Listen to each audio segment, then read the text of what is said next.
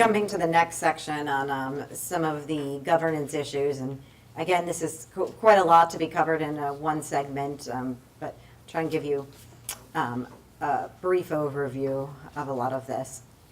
I'll start out talking about fiduciary duties, and then give an overview of board meetings and some pointers for ways to do things for your meetings. Talk about your organizational documents and policies and other things that the organization might have in place.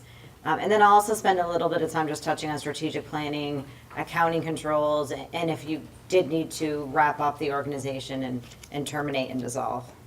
The biggest thing as directors of any board, whether it's a for-profit or nonprofit board, is to really have a good understanding of the fiduciary duties and what your fiduciary duties are, who they're to, and ensuring that the fiduciary duties are fulfilled. The concept of fiduciary duties comes out of Pennsylvania corporate law, your bylaws, and making sure you meet your fiduciary duties is what protects individual directors from any sort of personal liability or liability for the organization. There's two fundamental fiduciary duties, the duty of care and the duty of loyalty, which you hear talked about a lot. The duty of care is that a board member is acting as an ordinary prudent person would under similar circumstances. And this is being diligent, attentive, informed, coming to board meetings, participating in board meetings, being prepared for board meetings, and using care to make informed decisions. Some ways that we can take this duty of care and kind of put it into practice as a board is making sure that we have regularly scheduled meetings. The board is meeting on a regular basis, as periodically as the board sees fit in order to accomplish the business. All of the board members are familiar with the policies and the bylaws of the organization and have a good understanding of how the organization is to be run. Information for a board, and this is always a tight one, but getting the information out in advance of the meetings, giving the directors enough time to be able to review the materials and show up to the meeting, having a good understanding in order to have a good conversation and a good discussion on some of the topics when they arrive at the meeting. Financial reports as well, getting the financial reports out ahead of time, having them distributed on a regular basis so that the board can be prepared. And this enables the board to be able to show up, make informed decisions, and fulfill their duty of care. Also, after going through all these steps and making sure that you're doing everything in the right direction, you want to make sure that the minutes are accurate, that they will reflect you've taken all of these steps, things that were considered at the board meeting. One thing also in the duty of care, when we're using reasonable care to make decisions, as part of this reasonable care, you are allowed to rely on other advisors. Obviously, you're not expected to know every area. So financial advisors, accountants, attorneys can come in and they can give you their opinion. And as long as it's justified, you can rely on that in fulfilling your duty of care. So accountant can't walk in and tell you 2 + 2 is 10. And that would not be justifiable reliance. But as long as it's justified and they're competent advisors, and you use some discretion in making sure you choose the competent advisors based upon the issue in front of you, you would be able to rely on some of the opinions that they give.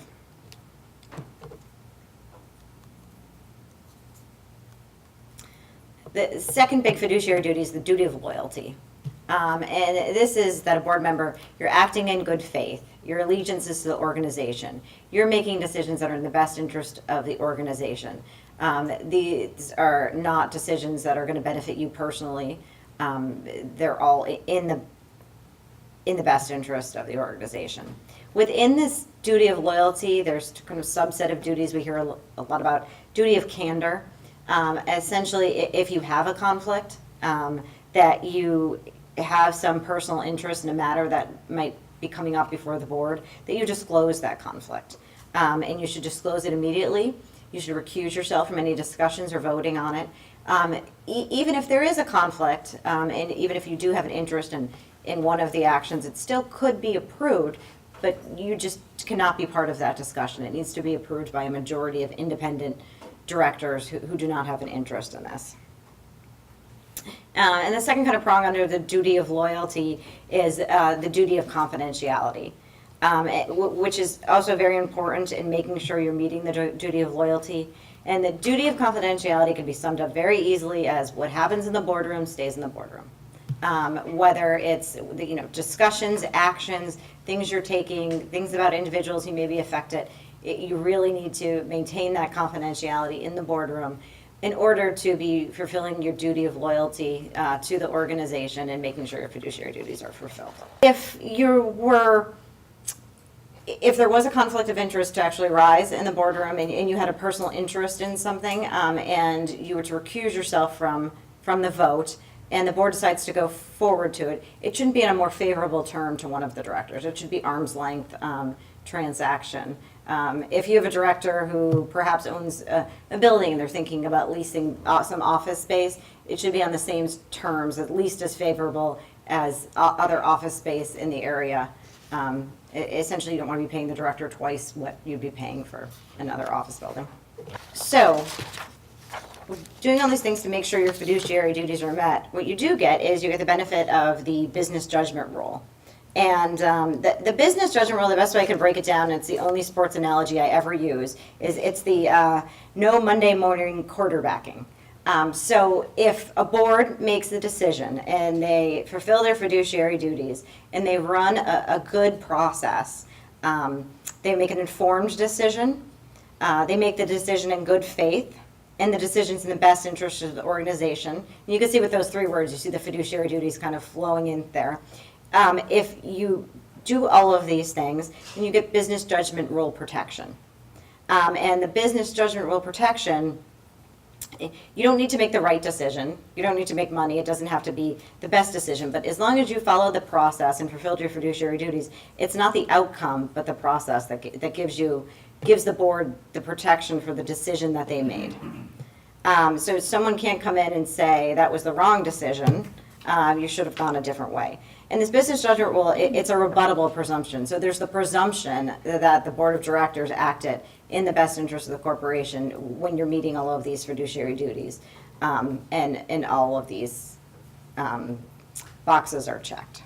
So as a board, essentially, what is your job? And this is always a big issue on what falls under the board and what falls under the management. But the board is tasked with acting in a manner that ensures the organization operates in keeping with the mission and the bylaws in accordance with the laws and regulations governing its formation and status. So again, as a director, you should be fully conversant and compliant with the organization's mission and the bylaws, and ensure that the policies and the goals and the activities and the decisions that you're making, including the funds that you're expending, are being executed in accordance with this mission.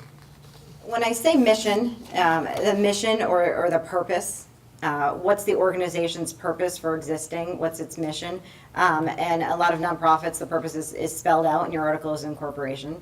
It's who you are, what do you do, why you're doing it, what is different about your organization than other organizations. And the purpose and the mission is the governing determinant of all decisions that the board should be making. It should go back and be within the purpose and the mission. For-profits have a fiduciary duty to their shareholders. As nonprofit directors, you have that fiduciary duty to your mission and to meeting the purpose. I mentioned a couple of times about having a good understanding of your bylaws and understanding how the impact of the bylaws and how that works through your meetings and through your organizations. So, we talk about the articles and the bylaws. The articles. Sean talked a little bit more about getting your organization set up, and those are your organizational documents. The bylaws are more your governing documents after the organization is set up, how you're going to go forward, how you're going to conduct meetings and voting, elect directors, what the voting rights of directors or members are, what the qualifications for membership might be if you're a membership organization. And the bylaws will lay out all of those different items. It's a very good idea to review the bylaws on an annual basis and I have revise as needed. And this can go either way. Sometimes people will start an organization, draft bylaws, and never look at them again. And the organization is not doing what the bylaws say, and they probably need to be reviewed more frequently. On the other side, the bylaws are also your governing document, so there should be some stability in it. This is not an ever-changing, everyday document. The decisions that are made should be some decisions that you'll be able to not have to change every month, or can stand the test of time a little bit. The bylaws help during disputes. As an attorney, I can say that's the number one time we probably review the bylaws. We usually have a call, an issue comes up about a vote or an election or someone's qualification for membership, and that's when we go back to the bylaws. So that's why it's very important for everyone to have an understanding of the bylaws, the organization to be acting in accordance with the bylaws, because, you know, fortunately it's not that often, but when there is a dispute, you want the bylaws to be accurate and be able to address the issue. So, and the bylaws kind of deal more about the major issues, but then there still will be some policies and procedures that are more operational day-to-day guidance. And I would advise to keep some of those more operational issues. Sometimes they start to creep into the bylaws, and the bylaws are really more about your governance. Some of the operation issues shouldn't be in your bylaws, but they should be separate in some policies and procedures that might be changed more frequently and reviewed on a different time frame. So moving into meetings, and meetings of the board of directors. I talked earlier on about the duty of care and being prepared for meetings and participating in meetings, and just kind of some pointers in going through the process of the meeting. Agendas, having an agenda and having your agenda sent out ahead of time along with your board materials. And sometimes I think agendas are the last minute thought. What do we need to cover? And people kind of throw together agendas. Agendas really should be considered on an annual basis, where you look at your strategic plan, you look at what you want to accomplish as a board for the year, and then you can kind of break it down to, okay, you know, we need to do this in June, we need to do this in September. You're always going to have emergency, day-to-day, new issues that come up that'll need to be on the agenda. But you should make sure you also have a separate annual plan for addressing the strategic issues as well. The agenda should also help with the organization of the meeting and the effectiveness of the meeting, and making your meeting as timely as possible. Consent agendas. I'm not sure if anyone is using these currently in your boards, and they really are a great tool.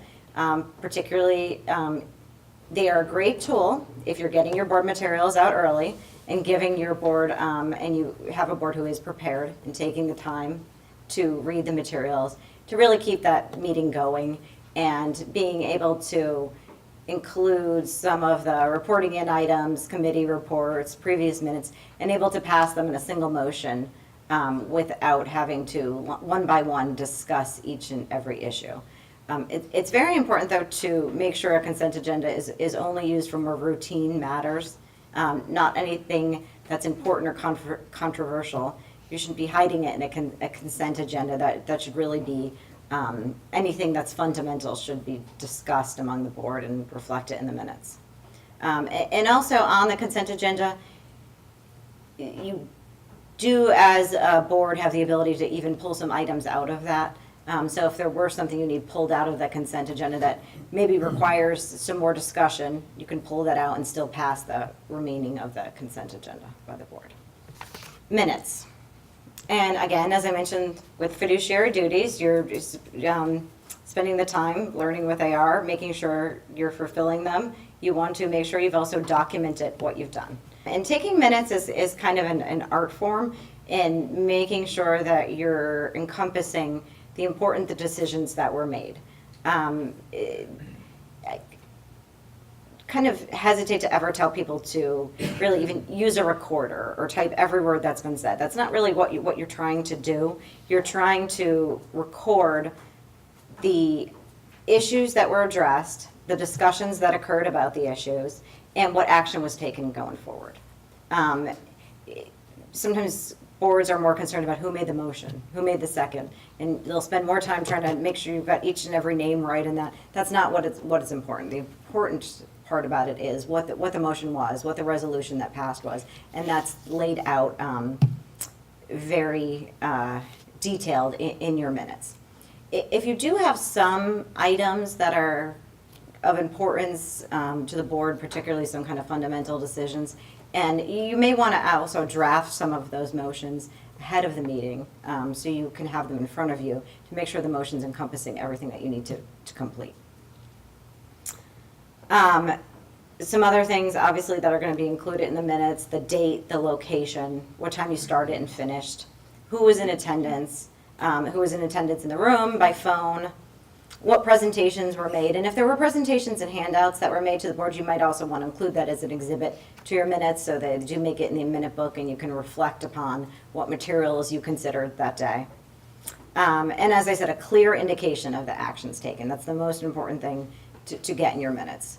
If there are opposing or abstaining members, particularly if there's members abstaining because they have a conflict of interest, you should make sure the minutes reflect that that person left the room, did not participate in the discussions, did not participate in the voting, and then at what point they returned.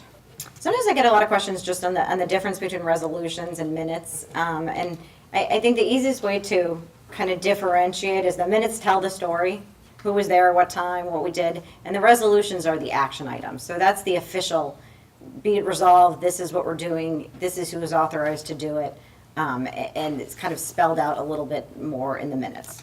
You do need to make sure at the meeting that you have a quorum in order to, whenever the quorum is under your bylaws, and it's generally majority under Pennsylvania law, and the majority has to be present in order for a resolution to be passed.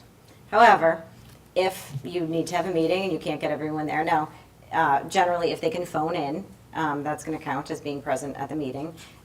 If that's still not going to work, which happens with travel schedules, that there's people not even available by phone, you can do a written consent for a resolution in lieu of the meeting and have the directors sign it as well. So if there is an issue that comes up, you need to move forward on it. You don't have a quorum at the board meeting. It might be something you might be able to circulate a consent to all of the directors afterwards and get it passed that way.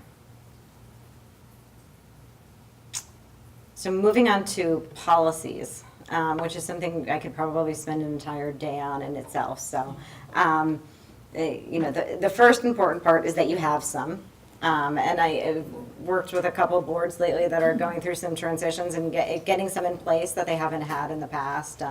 So maybe reviewing what your organization has, seeing if they have policies, making sure they're up to date. And these are just kind of the basic ones. There's quite a few others that on different issues that, depending on what your organization has, you might have. A code of ethics policy is a big one, and that's essentially that you're just acting in the best interest of the company, that you will disclose conflicts or recuse yourself from any discussion of conflicts, you receiving gifts for your position on the board, and that you'll maintain confidentiality in the board meetings. So as you can see, again, duty of loyalty. This is just those duties flowing through. So we're using these policies and we're putting these policies in place to make sure we're fulfilling our fiduciary duties. Most conflict of interest policies will have an annual disclosure. And I think it's a good idea to have that annual disclosure and have the director sign that. I know even I have to sign one. Changed, you still would. Yep, and but I'll answer this personally too. Sometimes I forget what's changed over the course. At what point did I sign my conflict of interest form last year? Oh, maybe it was in November. December you went on a new board. What's the timing? Was it picked up? So I think it's a good practice to every year send this out. Now, if something does change in the course of time, you should ask to update it immediately. But I think if you don't send one out and ask people to do it, you'll end up with one that's 10 years old, and that's how it's going to go. Your conflict of interest policy should, again, tie into this duty of loyalty. It should address how you're going to handle when a conflict arises. What a conflict is, it'll define the conflict. And it could include indirect benefits as well. It'll have the duty for a director to disclose the conflicts. It'll generally have that exhibit on the back where every year you're filling out your conflict statement and letting the board know what other organizations you have an interest in. And also lay out the procedures for addressing a conflict should it arise. And I just have on here, this is a Form 990 question, the event that you have to tell the IRS whether or not you have a conflict of interest policy, which is their way of telling you to have a conflict of interest policy. Whistleblower policy is also something a lot of nonprofits have in effect, and this came out a lot during Sarbanes-Oxley and making it a criminal offense to punish whistleblowers. The policies generally will just have a reporting mechanism for if there is any kind of fraudulent or criminal activity going on, a way for that you could report to someone in the organization, or some organizations that have some online reporting as well, that it doesn't go directly to an individual. So document retention policy, having a policy in place that all of your documents, the length of time that you're going to retain all of them. And usually it'll be kind of a nice chart that lays out financial statements, tax return, employee documents, and it's very specific item by item and the amount of time that it should be retained. If you do have a document retention policy in place, which you should, you also want to make sure that you're following it. And if items are to be destroyed, that they're destroyed in accordance with the policy. And the policy should also provide guidance on what you're doing with your paper documents, and now more with electronic documents, as everyone kind of is moving to electronic document retention more frequently. And destruction of any documents, though, if you do get a litigation hold letter, should be halted during that time. Just a couple other kind of ancillary issues that I do want to talk about, just because I think they're important for governance as much as they don't fit into our meeting and policies. One is strategic planning, which there's no way that I could talk about strategic planning in one slide, but I just want to kind of throw it out there and just make sure it's something that your organization is doing, whether it's informal and you're having an internal strategic planning meeting, or you're using an outside advisor to come in and help you do it, just to do something to agree on the priorities for your organization, on some of the bigger issues and where your organization is going to go into the future. And then go through the process, but make sure also the process is documented. And a lot of people get these beautiful, colorful strategic plans that they spent tons of time, paid a lot of money for, and they get put in the filing cabinet, and that's where they spend their life, which is not helpful to anyone. So going back to my first slide, talking about doing your agendas for the year, really pulling out your strategic plan, looking at your year, looking at what you want to accomplish this year, you can kind of use your annual agenda planning process to match what your strategic plan goals are for the organization throughout the year ahead of time. And then when it gets to May and you forget what we were supposed to do at this point in time, it's already laid out, and you can kind of adjust them on that time frame. Accounting controls are another one that comes up, and we unfortunately do see fraud, and we see fraud in for-profit and nonprofit organizations with employees. So just making sure that you have some processes and procedures in place. The board understands that they have a fiduciary responsibility to the organization, and your assets are managed properly, and you have these policies and procedures in place. As far as some internal controls, just to kind of mention a few that you'll see throughout policies, and there is some guidance out there by different regulators and organizations on what you need to be careful. But handling funds, having a procedure in place, so you don't have the same person who is taking the checks, cashing the checks, and then recording the checks that they've been cashed in the book. Really having those dual controls on bank accounts and check cashing is probably the most fundamental thing to put in place for fraudulent activity.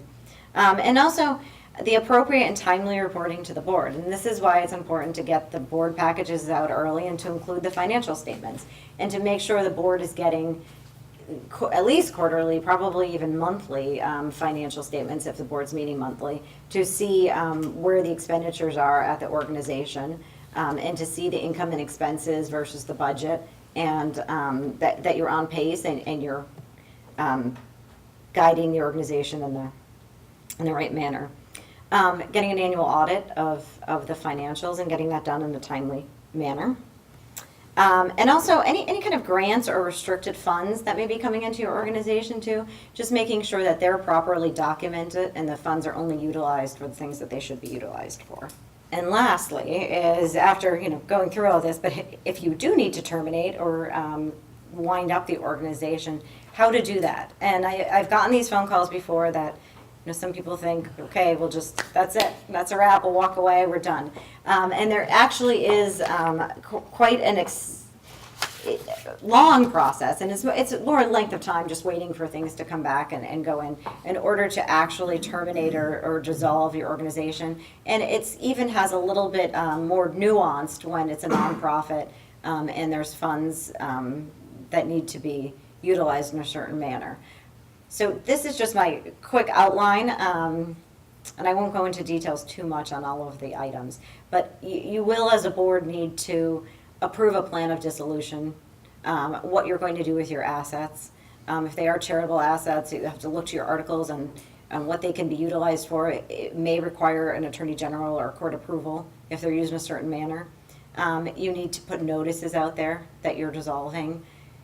Get tax clearance certificates, which can take up to 9 months, and then you can finally get to the point where the organization can dissolve. So if it is something you're considering, just realize that there is some timing and there is a process to this, and it is something that you do want to get in front of the board and get the plan going in order to go through the process.